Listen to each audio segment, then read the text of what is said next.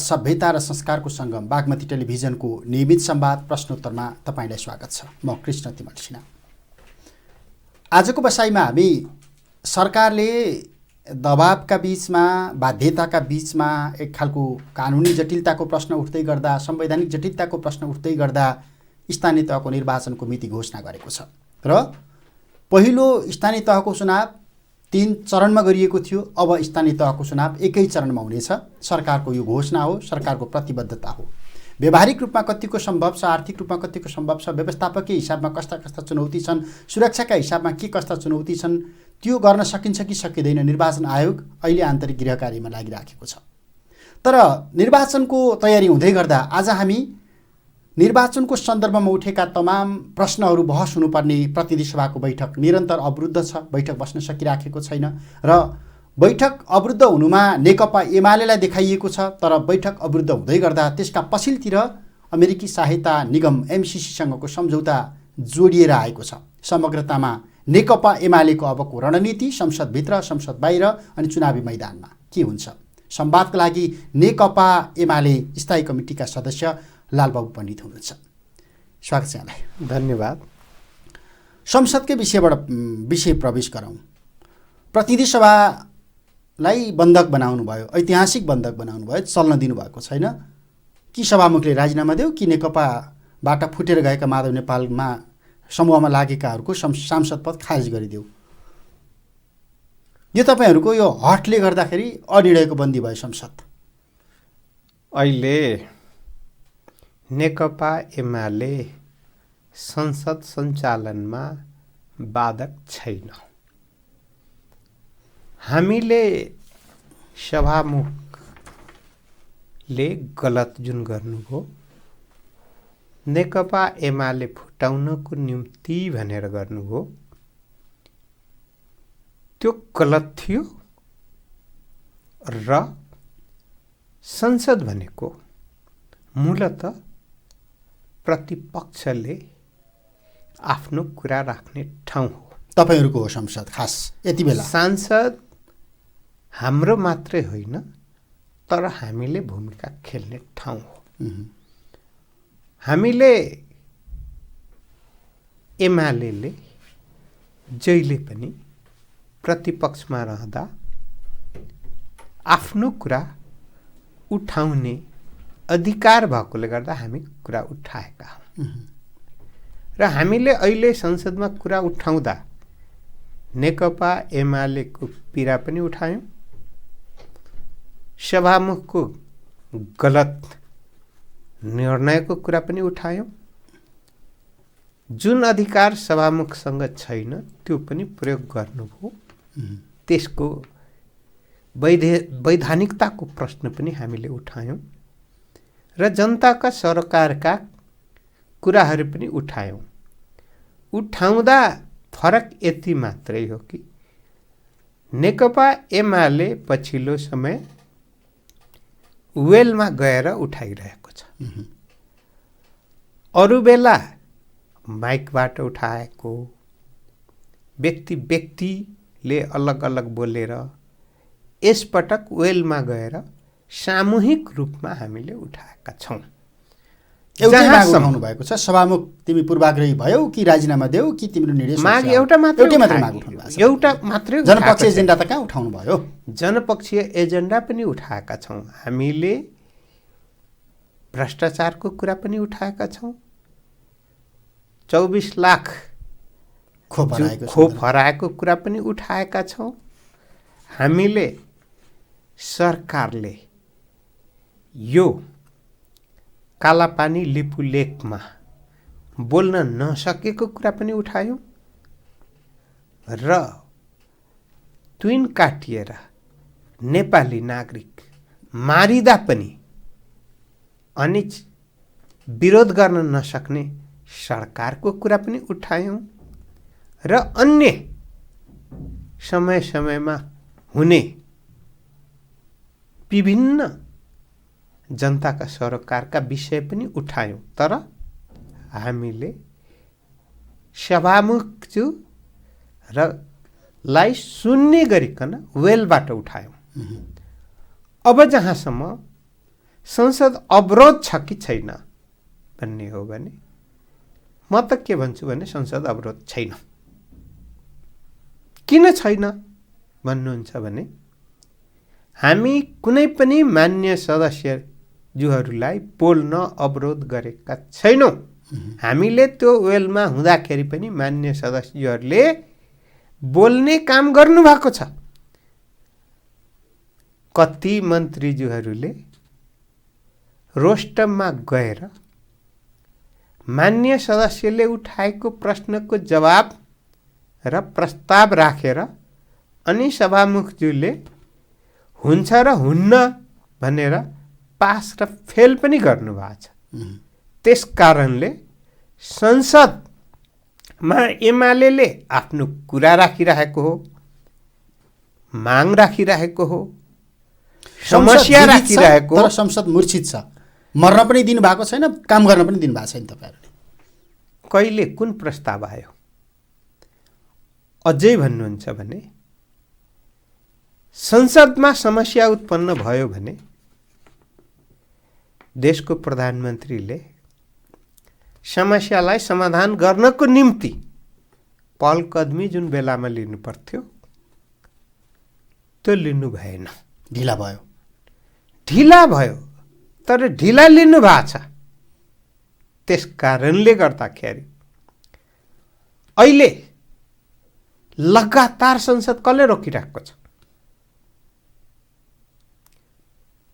अहिले लगातार सूचना टाँसेर आजको पनि सदन 2 गतेको लागि सूचना टाँसिएको छ। लगातार कति भयो सूचना टाँसिएको? यसको जवाबदेही एमालेको टाउकोमा भिराउने हो कि अहिलेको सरकार र गठबन्धनले लिनुपर्छ, सभामुखले लिनुपर्छ? हामीले त हाम्रा कुरा राख्छौं, सदनमा पनि राख्छौं, आवश्यक परे सडकमा पनि राख्छौं। अहिले सरकारको निर्णयले नै स्थानीय तहहरूको चुनावको घोषणा भएको छ। एमाले कहाँनिर बाधक छ? चुनाव गर्न अहिले सकिँदैन, हुँदैन भनेर डरले थरथर कामेर झन्डै 1 वर्ष पछि सार्न खोज्दै स्थिति थियो नि त। हाम्रै दबाबले चुनावको मिति घोषणा भएको छ अनि नेकपा एमाले जनताको पक्षमा छैन, जनताको आवाज उठाएन, अवरोध गर्यो। यो त लालचना हो। संसद त अवरुद्धै छ नि त। तपाईहरुले ऐतिहासिक अवरोध त गरेकै हो नि। त्यो श्रृङ्खला त चलिराखेकै छ। अध्यादेशहरू त्यति धेरै निष्क्रिय भइसकेका छन्, सरकारले कानुन बनाउन सकिराखेका छैन। हाइसन्च भएको छ सरकारलाई। तपाईले अवरोध गर्दिँदै गर्दाखेरि जवाफ दिनु पनि परेको छैन, भ्रष्टाचार गरे पनि भयो, अनियमितता गरे पनि भयो, जनतालाई जति न्याके पनि भयो, महँगी यो ढङ्गबाट बढिराखेको छ, बोल्ने थलो बन्द छ। भन्दा कम्तीमा त्यो थलो पनि सुचारू गरिदिएदेखि अहिले पनि के छ? तपाईले प्याकेजमा सहमति खोजिराख्नु भएको छ सरकार? होइन, हामीले कुनै प्याकेजमा। अहिले भर्खरै म राज्य व्यवस्था तथा सुशासन समितिबाटै आएको छु। जनताका सदन सरकारले र सभामुख मिलेर अहिले सूचना टाँस्दै जानुभएको छ। त्यस कारणले यदि सदन चल्न अप्ठ्यारो भयो भने हामी समितिमा पनि, समिति पनि त मिनी सदन हो। त्यसकारण त्यहाँबाट पनि समस्यालाई समाधान गर्ने दिशातर्फ हामी छलफलहरूलाई अगाडि बढाएका छौँ। त्यसकारण समस्या जहाँ छ समाधान त्यहाँबाट नखोज्ने अनि नक्कली समस्या देखाएर अनि आफू पन्छिन खोज्ने कुरा गलत हो। त्यसकारण नेकपा एमाले भनेको छ सूचना टाँस्नु भनेर, अनि कार्य व्यवस्था परामर्श समितिको बैठक कोले बसाउनु पर्ने? सभामुखले होइन? त्यहाँ छलफल हुनुपर्ने, सदन कहिले राख्ने, कुन कुन विषय राख्ने, त्यहाँ पनि त कतिपय समझदारी हुन्छ नि। अहिले भन्नुहुन्छ भने बाहिर मिडियामा आएको छ कि सदनमा चाहिँ सरकारले प्रस्ताव ल्याउन खोज्छ अनि गठबन्धन, एउटा गठबन्धन 5 दलीय गठबन्धन पानतिर फर्केको छ अनि एक आपसमा लुछाचुरी गरेका छन् अनि ती लुछाचुरी गर्नेहरूले एमालेलाई देखाएर अनि लुछाचुरी गरिरहेछन्। त्यसकारणले एमाले सदन अवरोधको बाधक होइन, अहिलेको सभामुख र अहिलेको गठबन्धन नै बाधक हो र यसमा जुन पहलकदमी नगरिएको हो त्यसभित्रै के बुझिन्छ भने लोकतन्त्रप्रति, संसदीय प्रणालीप्रति आफूले जुन भूमिका खेल्नुपर्ने हो त्यो भूमिकामा खेल्न नसकेर गठबन्धन चुक्यो, गठबन्धन चुक्यो कि सभामुख चुके? सभामुखले त अपराधै गर्नुभयो, गठबन्धन त चुक्यो। र हामीले भन्यौं कि सभामुखको गैर जिम्मेवारपूर्ण कुरा। मैले त पटक पटक सभामुखजीको च्याम्बरमा पनि गएको छु, सामूहिक रूपमा पनि गएको छु र व्यक्तिगत रूपमा पनि गएको छु, यो नगर्नुस् भन्नको निम्ति गयो। तर उहाँले कसैलाई प्रभु मान्नुहुन्छ अनि प्रभुको आदेश पालन गर्नको निम्ति देशलाई बन्दकी बनाउने र गलत परम्पराको थालनी गर्ने अनि दूषित मनोवृत्तिका साथ अनि आफूलाई प्रस्तुत गर्ने, जसको कारणले अहिले देश संसद मारमा परेको छ, चेपुवामा परेको छ लोकतन्त्र र हाम्रो संसदीय प्रणालीमाथि नै प्रश्नहरू उठ्न थालेका छन् र असक्षम नेतृत्वको परिणाम हो कि भन्ने पनि आउन लागिरहेकोले गर्दाखेरि दुःख लाग्छ। जनप्रतिनिधिको हैसियतले खेल्नुपर्ने भूमिका र यो अप्ठ्यारो जन्जालमा अहिले पारिएको कारणले गर्दा अब एमाले यति बेला जवाफदेही छैन। गठबन्धनले अवरोध गर्यो, गठबन्धनभित्र समस्या आयो, सभामुखले विवेक मात्रै प्रयोग गरिदिए, मर्यादा पालन गरेनन् भन्ने तपाईँहरूको कुरा रह्यो। अब यति बेला ल 2 गते बैठक बस्छ, अब आजको बैठक रोकियो, 2 गते बैठक बस्यो, सभामुखले माओवादीको निर्णय सहितको आइसके पछाडिको जुन एउटा गाइडलाइन तयार हुन्छ त्यसअनुसार चल्छु भन्ने एउटा आशय व्यक्त गरिराख्नु भएको छ, एमसिसी कार्यसूचीमा चल्यो। अब तपाईँले भने जस्तै हामी संसद बैठकको अवरोध गर्दैनौँ, हामी संसद बैठक चल्न दिन्छौँ भनेर भन्दै गर्दा 2 गतेको बैठकमा एमसिसी कार्यसूची भएर आयो भने के गर्नुहुन्छ? एमसिसी अहिले गठबन्धन र सरकारको एजेन्डा हो। संसदमा सरकारले र गठबन्धनले आफ्नो प्रस्ताव ल्याउन पाउँछ र ल्याएमा छलफल गराएमा अनि त्यो बेला पक्ष वा विपक्षमा छलफलमा भाग लिन पाउने अधिकार भएकोले गर्दाखेरि स्वतन्त्रतापूर्वक नेकपा एमालेको सांसदहरूले हामी पहिला आइसकेपछि आवश्यक पर्यो भने छलफल गर्न तयार हुन्छौँ। छलफल धेरै भयो। तपाईँहरूकै नेतृत्वमा सरकार रहँदा केपी शर्मा ओलीको पनि जोड बल थियो, रोस्टममै उभिएर पढेनौ तिमीहरूले, विकास निर्माणका लागि हो, पूर्वाधारका लागि हो, यो संसदमा ल्याउनु पर्यो, निर्णय गर्नु पर्यो भनेर तपाईँको प्रधानमन्त्री त्यति बेला पनि भने, अब पार्टी अध्यक्षले। अब अहिले अब पनि पढ्ने भन्ने भन्दा पनि अब चाहिँ यो हो हाम्रो किता क्लियर छ भनेर भन्न सक्ने पोजिसनमा तपाईँहरू अझै पनि हुनुहुन्न। एउटा कुरा भनौँ, सरकारको अविच्छिन्न उत्तराधिकारीको रूपमा काम गर्नुपर्ने हुन्छ। एमसिसी नेकपा एमालेले मागेर लिएर आएको परियोजना होइन, नेपाल सरकारले ल्यायो। नेपाल सरकारले ल्यायो। नेपाल सरकारले ल्याएको हुनाले गर्दा नेकपा एमाले सरकारमा रहँदा त्यसलाई आफ्नो जिम्मेवारी संसदमा पठाउनु थियो। संसदले त्यसलाई अनुमोदन गर्ने या नगर्ने संसदको जिम्मेवारीभित्रको कुरा हो। संसदमा टेबल गर्नको निम्ति चाहिँ ल्याएको हो।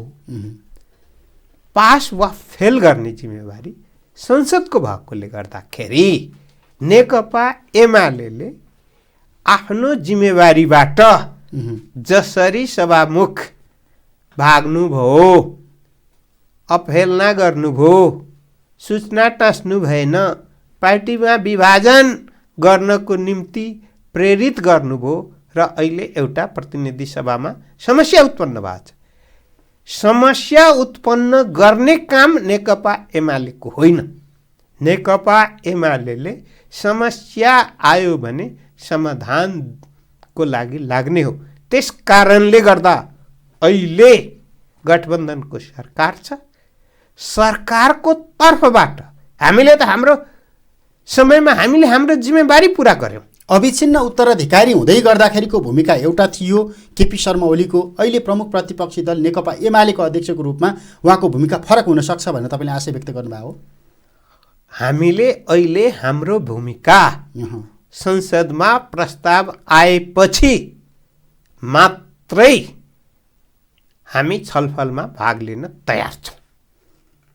एमसीसीका सन्दर्भमा गठबन्धनभित्र समस्या छ। माधव कुमार नेपाल अथवा पुष्पकमल दाहाल प्रचण्ड अथवा शेरबहादुर देउवाहरूको भूमिका के लिखित रूपमा, अलिखित रूपमा, व्यावहारिक रूपमा अथवा प्रतिक्रियात्मक रूपमा भन्ने खालको देखिसक्यो। अब भोलि एमसीसीकै कारण गठबन्धन टुट्न सक्छ भनेर शेरबहादुर देउवाले प्रतिक्रिया दिइराख्नु भएको छ। तपाईँहरू भनिराख्नु भएको छ संसदभित्र ल्याउ न पहिला। यसको मतलब एमसीसीको कारण तिमीलाई काँध थाप्ने सहपाठीहरू टुटे भने हामी काँध थाप्छौँ है भनेर तपाईँहरूले शेरबहादुर देउवालाई ढाडस दिइराख्नु भएको छ घुमाउरो पाटाबाट। सङ्कट आउँदा राष्ट्रको समस्यालाई समाधान गर्नको निम्ति नेकपा एमाले तयार छ। सङ्कट, सत्ता सङ्कट, कुनै पनि सङ्कट। तर के हो भने अहिले त उहाँहरू लड्डु खाएरै गठबन्धन बनाउनु भएको, खुसियाली बनाउनु भएको, सरकार बनाउनु भएको छ र प्रस्ताव लिएर आउने जिम्मेवारी पनि उहाँहरूले बोक्नु भएको छ। हामीले त हाम्रो समयमा हाम्रो जिम्मेवारी पुरा गर्यौँ। तर अहिलेकोले आफ्नो जिम्मेवारी पुरा गर्नु पर्यो र संसदमा आएपछि नेकपा एमाले र नेकपा एमालेको सांसद पनि भएको कारणले हामी त्यहाँ हाम्रो जिम्मेवारी पुरा गर्छौँ। तर एउटा कुरा के भन्दैनौँ भने संयुक्त रूपमा चिठी लेख्ने र त्यो चिठी सार्वजनिक नगर्ने, अझै भन्ने हो भने कूटनीतिक मर्यादा बिर्सेर सही गर्ने र नेपालको कूटनीतिलाई धराशायी बनाउने, नेपालको कूटनीतिलाई दुनियाँको सामु बदनाम बनाउने अनि चर्का कुरा गर्ने अरू देश भएको भए अपराधको कटघेरामा उभिनु पर्थ्यो।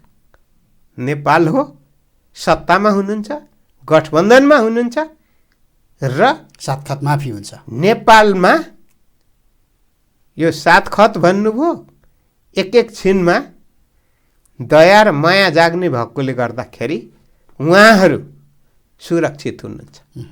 नभए कतिपय देशहरूले त यस्तो नेतृत्वलाई घचेटेर थुतेर कहाँ पुर्याइदिन्थे। तर देशद्रोह गर्नुभयो, त्यो त अपराध गर्नुभयो, त्यो त एउटा अपराध हो। यसो भन्दै गर्दा तपाईँहरूले अहिले सरकारबाट बाहिर आइसके पछाडि एमसीसीको प्रश्नमा जनमत प्रतिकूल देखेर तपाईँहरू युटर्न भएको हो। के जनमत भन्नुहुन्छ? सडकमा एमसीसी खारेज गर, एमसीसी फिर्ता लैजाऊ, एमसीसी संशोधन गर, यथास्थितिमा पारित नगर भन्ने जुन जनमत आइराखेको छ त्यो जनमत भोलि चुनावको मुखमा प्रतिकूल बन्छ भन्ने तपाईँहरूको आकलन पछाडि तपाईँहरू युटर्न हुनुभयो अथवा तटस्थ बसिराख्नु भएको छ? होइन, म सरकारमै मन्त्री हुँदाखेरि त्यतिखेरै पनि मेरो इन्टरभ्यू हेर्नुभयो भने एमसिसीलाई सरकारमा रहँदा करेक्सन गरेर अगाडि बढ्नुपर्छ भन्ने मान्यता बोक्ने मान्छे। मलाई भन्नुहुन्छ भने एमसिसीमा दुईटै प्रोजेक्ट जुन छ, हाइटेन्सन लाइन र रोड विस्तारको, त्यो दुईटै नेपालको प्राथमिकता र आवश्यकता हो। त्यसका प्रोजेक्ट गलत होइन, प्रक्रियामा प्रश्न उठ्या छन्। त्यस कारणले गर्दा त्यो प्रक्रिया कहाँबाट अन्तिम टुङ्गो हुने, संसदबाट अन्तिम टुङ्गो हुने भनेका छन्। त्यस कारणले म अहिले पनि भन्छु, संसदमा छलफलै नभइकन सडकमा छलफल भएको आधारमा मात्रै निर्णय ठिक या बेठिक भन्ने स्थिति होइन।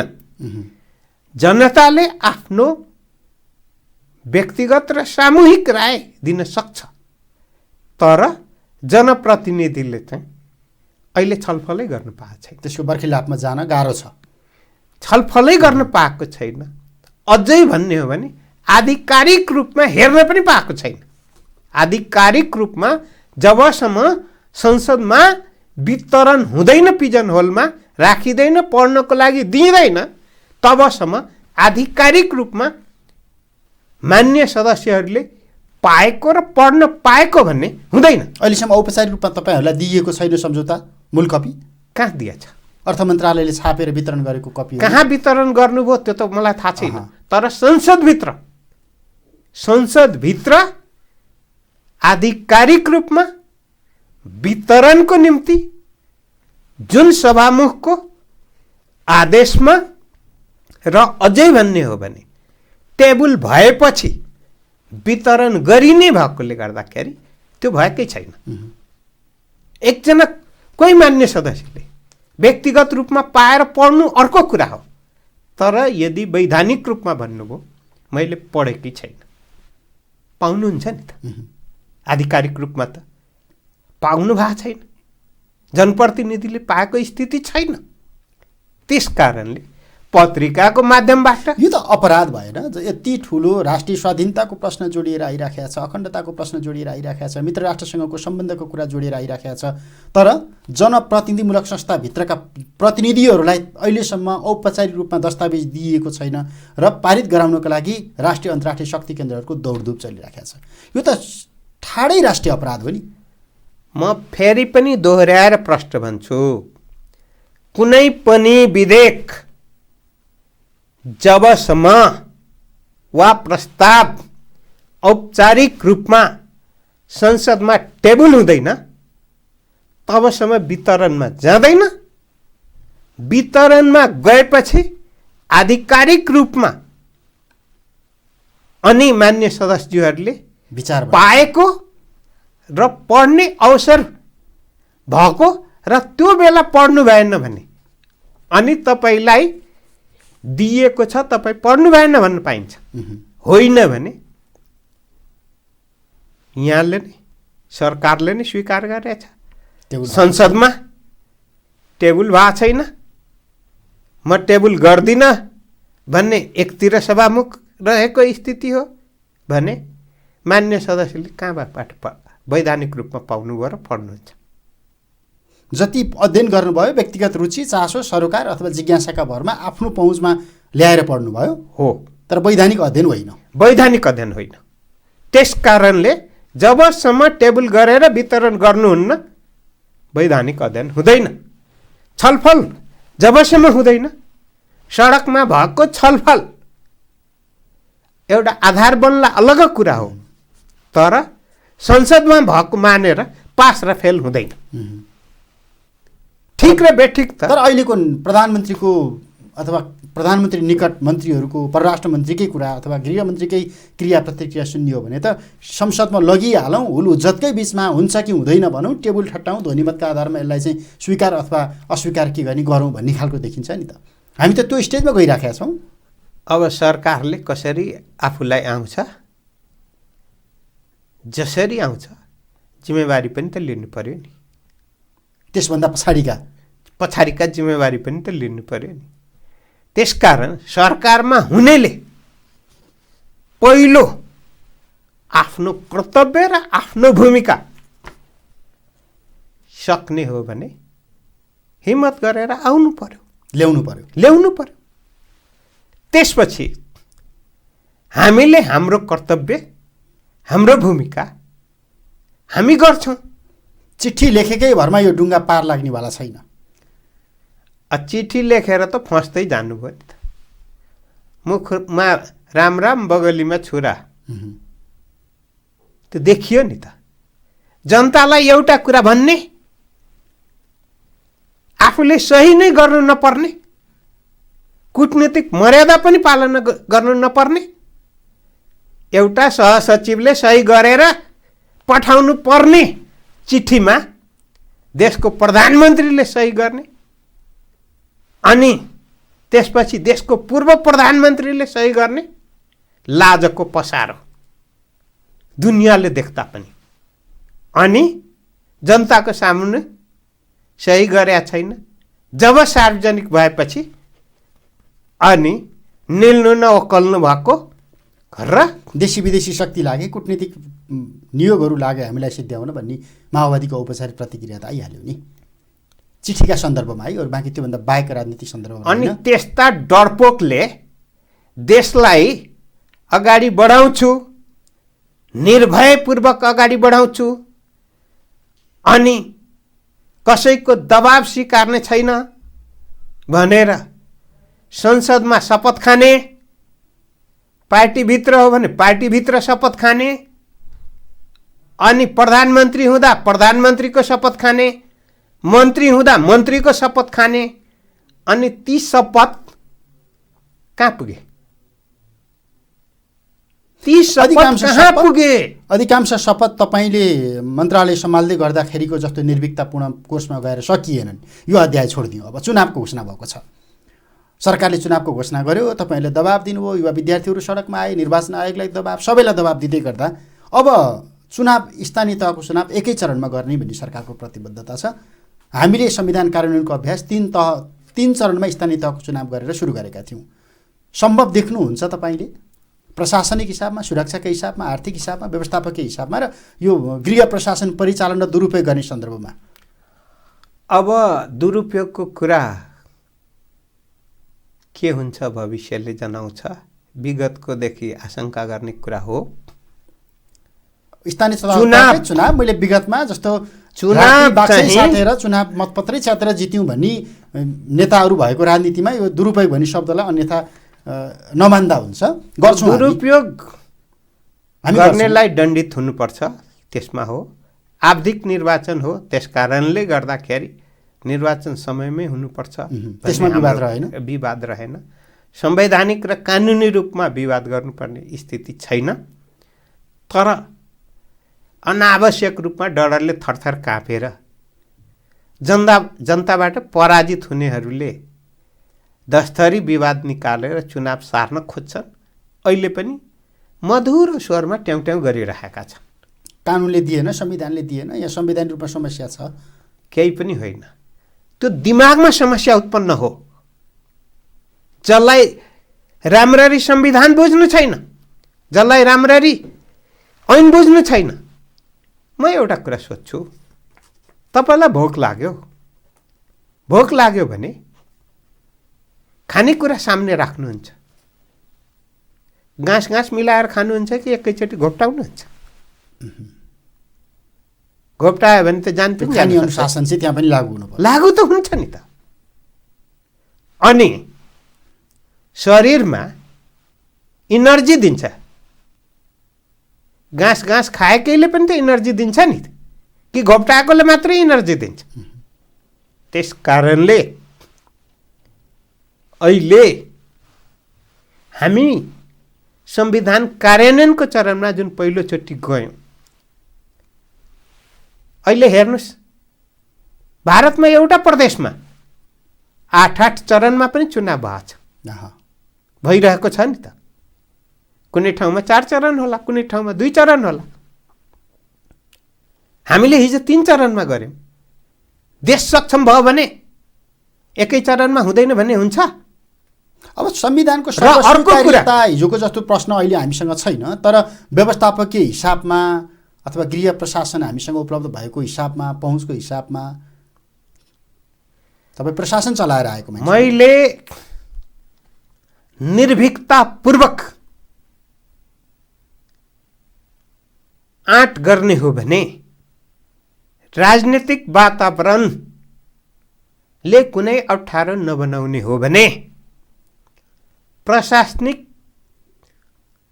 क्षमता नेपालको एकै चरणमा चुनाव गर्ने छैन भने मलाई लाग्दैन। सक्षम छ, तर यसैलाई 20 चरणमा गर्छु भन्यो भने आशंका गर्ने ठाउँ रहन्छ नि, रहन्छ। किन भन्ने एकै चरणमा गर्नु सबभन्दा उपयुक्त छ।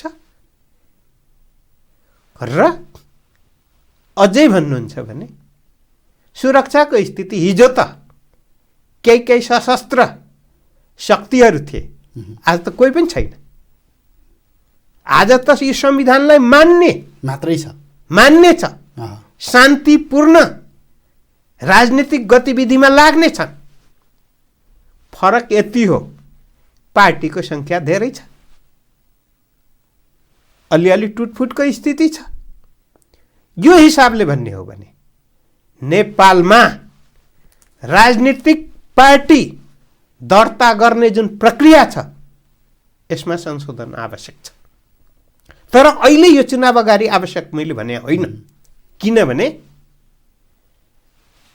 7 जना 10 जना भयो भने पार्टी गठन गर्ने अनि वैधानिक पार्टी भन्ने, चुनाव चिन्ह घट्ने, निर्वाचनमा भिड बढाउने, खर्च बढाउने हो, त्यो गर्ने विकृतिको डङ्गु। नेपालमा राजनीतिक पार्टीको संख्या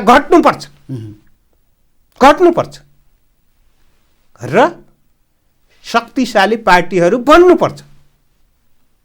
अनि स्वदेशी पनि गलत गर्न खोज्नेहरू, विदेशी पनि नेपाललाई प्रयोग गर्न चाहने शक्तिहरू कमजोर हुन्छ र नेपाल राष्ट्र बलियो हुन्छ, विकासले तीव्रता पाउँछ, राजनीतिले स्थायित्व पाउँछ। नभए जहिले पनि अस्थिरताभित्र संविधान रमाउने र संविधान कार्यान्वयन हुन नदिने, ऐनहरू बन्न नदिने, प्रणाली स्थापित हुन नदिने, अनि त्यो अस्थिरताभित्र आफ्नो दुलो सोझ्याउने, यो राजनीतिक पार्टीको नेताहरूको दिमागबाट पनि हट्नुपर्छ। यो जनताको बीचमा पनि त्यो प्रभाव छ, त्यो पनि हट्नुपर्छ। र विकासको चाहना र समृद्ध नेपाल, सुखी नेपाली बनाउने सपनामा तपाईँ हामी हेरौँ न, एउटै कुरै काम गर्नको निम्ति धेरैलाई जिम्मा दियौँ र थोरैलाई जिम्मा दियौँ भने धेरैले एकअर्कालाई टोकाटोक गर्दैमा त्यो काम फत्ते हुँदैन। अहिले परिस्थिति यसरी सिर्जना भएको छ कि कुनै राम्रो कामलाई राम्रो नदेख्ने र नराम्रो कामलाई पनि राम्रो देख्ने र संविधानलाई पनि कमजोर बनाउन खोज्ने, ऐन नियमहरू बन्नै नदिने, अनि प्रणाली कमजोर बनाउने, लोकतन्त्रलाई कमजोर बनाउने, संसदीय प्रणालीमाथि प्रश्न चिन्ह उठाउन लाउने। अनि यस्तै हो दुनियाँ, यस्तै हो नेपाल, यस्तै हो नेपाली भने गलत सन्देश दिन खोज्ने काम यदि रोकिएन भने नेपालको राजनीतिक पार्टीहरू जसरी उपलब्धि हासिल गर्नको निम्ति उपलब्धि प्राप्त गरेका छन्, उपलब्धिलाई संस्थागत र अगाडि बढाउने सन्दर्भमा कमजोर स्थापित हुनेछन् र सिद्धिनेछन् बढाइदिनेछन्, त्यही हो। समग्रतामा अस्तित्व नामेट हुन्छ। अब चुनावकै सन्दर्भमा अहिले एमसिसीको लडाकुले गर्दा यदि गठबन्धन टुटिहाल्यो भने के गर्ने भन्ने एउटा प्रश्नका बिचमा तपाईँहरूकै पार्टीबाट किनारा लागेका नेकपा यसका केही नेताहरू भनिरहेका छन्, यदि गठबन्धन टुटिहाल्यो भने त एमाले छँदैछ नि, हामी सहकार्य गर्छौँ, चुनावको समयमा मोर्चाबन्दी गर्छौँ एमालेसँग। के माधव कुमार नेपाल, झलनाथ खनालहरूसँग तपाईँहरू मोर्चाबन्दीको त्यो गुन्जाइस बाँकी राखेर राजनीति गरिराख्नु भएको छ? राजनीतिमा सधैँको निम्ति दुश्मन र सधैँको निम्ति मित्र कहिले कोही हुँदैन। त्यसकारण हरेक चुनावमा गठबन्धनहरू हुने गर्छन् र राजनीतिक पार्टीहरू एक्लै पनि चुनावमा जान्छन्। गएको विगत स्थानीय चुनावमा काङ्ग्रेस माओवादी गठबन्धन गरे होइन र? गरेकै हो। अनि संसदीय चुनावमा एमाले र माओवादी गठबन्धन गरेको होइन। अहिले 5 दलीय गठबन्धन छ कि छैन? छ नि त। 5 दलीय गठबन्धन नै अन्तिम विकल्प हो। सुरुमा त भनिएको थियो, तर अहिले अलिक टर्रो हुन थाल्यो के सम्बन्ध हो, किनभने सबको स्वार्थ आफ्नो आफ्नो छ। एकले अर्कालाई कमजोर बनाएर आफू बलियो कसरी हुने भन्ने नै भएकोले गर्दा अहिले मैदानमा नेकपा एमाले एक्लै छ र एक्लै पनि सबैसँग सामना गर्न तयार छ। तर चुनावको सन्दर्भमा गठबन्धन बन्न सक्दैन भन्ने चाहिँ होइन। एक्लैसँग त यसरी देशको सबभन्दा बुढो पार्टी, अहिलेको सत्ताधारी पार्टी, अस्ति मात्रै 2 दिन मैले सुने रामचन्द्र पौडेलजीको, एमालेले 16 पटार बनाइदिने भयो। अनि पहिलेको जति पनि काङ्ग्रेसले जित्दैन। मैले बोले होइन, रामचन्द्र पौडेलजीले बोल्नु भएको। के को निम्ति भन्ने हो भने गठबन्धन जोगाउँ, गठबन्धन जोगाउनको निम्ति। 6वटा सिट गुमायौँ, 3टा सिट गुमायौँ, 6वटा सिट पायौँ हामीले। 15 दिन अगाडि 33 दलीय गठबन्धन चाहिँ समाप्त भयो। अहिले देशको अरू सबै पार्टी यदि काङ्ग्रेससँग गठबन्धनमा जाने हो र चुनावमा जाने हो र अनि काङ्ग्रेसको भागमा कति पर्छ र एमाले एक्लै कति जित्छ, त्यतिखेर थाहा हुन्छ देशको पहिलो पार्टी कुन हो भनेर। त्यसैले गर्दा एमाले गठबन्धन गर्दैन भन्ने होइन, तर अहिले एक्लै पनि सामना गर्न नेकपा एमाले तयार छ र सबभन्दा बुढो पार्टी, सरकारमा रहेको पार्टी, गठबन्धनमा रहेको पार्टी डरले थरथर काम्दैछन् भने सरकारप्रति र ती पार्टीहरूप्रति, गठबन्धनप्रति जनताको समर्थन छ कि विरोध छ कि आक्रोश छ कि अथवा जनताप्रति राजनीतिक पार्टीको भरोसा कति रहेछ भन्ने कुरा मानक हो। त्यो भरोसा समाप्त भएको हो यो गठबन्धनमा रहेको पार्टीहरूको भने परीक्षणका लागि हामी चुनावमा जाँदैछौँ, त्यहाँनिर जनताले परीक्षण गर्छ। हुन्छ, समय र सम्वादको लागि धन्यवाद। हस्, धन्यवाद। लालबाबु पण्डित, नेकपा एमाले स्थायी कमिटीका सदस्य, समग्रतामा एमसिसीको विषय, प्रतिनिधि सभाभित्रको अवरोधको विषय, नेकपा एमालेबाट विभाजित भएर गएको शक्ति चुनावको मुखमा लगलग कामिराखेको भन्ने जुन सन्दर्भ आइराखेको छ, स्थानीय तहको चुनावको मिति घोषणा भइसकेको छ, यो अवस्थामा नेकपा एमाले कसरी अगाडि बढ्छ, संसदमा एमसिसी टेबल भइहाल्यो भने एमालेको भूमिका कस्तो रहन्छ, अनि समग्रतामा अहिलेको गठबन्धनभित्रको समस्या के हो, यिनै विषयमा जोडिएर संवाद गऱ्यौँ। समय अनि संवादका लागि म फेरि पनि लालबाबु पण्डितलाई धन्यवाद दिन्छु। बागमती टेलिभिजन हेर्दै रहनुहोला। नमस्ते।